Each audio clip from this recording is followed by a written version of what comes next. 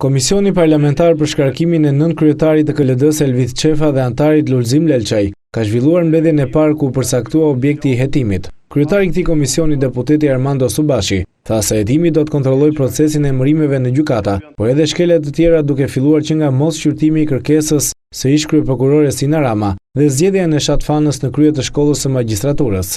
Ndërsa deputeti i LSI Spartak Brau shtoi se pjesë e objektit të hetimit duhet të jetë edhe pasuria e punonjësve të KLD-s. Do t'i kërkoj me shkresë zyrtare në radh parë Këshillit të Lartë Drejtësisë për të na dërguar brenda një afati të arsyeshëm, do të thoshja, të gjithë dokumentacionin përkatës që ka të bëjë me procesverbalet e mbledhjeve, me vendimet e marra nga Këshilli i Lartë i Drejtësisë gjatë periudhës ose më saktë që nga periudha që ka filluar të ushtrojë detyrën zoti Elvis Qefa, me fillimisht me cilësinë e antarit të Këshillit dhe më pas me cilësinë e nënkryetarit.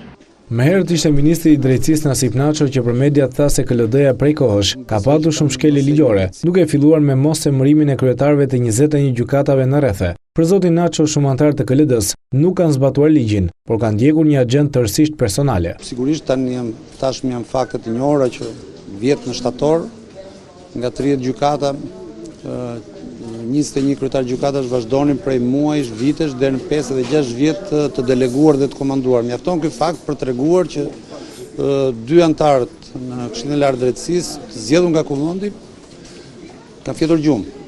Për sa kohë nuk kanë zbatuar atë vendim të Këshillit të Lartë Drejtësisë, i cili përcaktonte që një kryetar gjykate mund të delegohet dhe të komandohet deri në 3 muaj. Nëse ikin 3 vjet e 5 vjet, unë besoj që prapë them që dy antarët kanë fjetur gjumë.